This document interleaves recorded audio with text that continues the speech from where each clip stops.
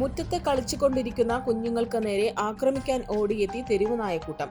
പ്രാണരക്ഷാർത്ഥം gate അടച്ച് രക്ഷപ്പെട്ട് കുട്ടികൾ. തെക്കുംമല പാലക്കാവ് അമ്പലത്ത് സമീപത്തായിരുന്നു സംഭവം.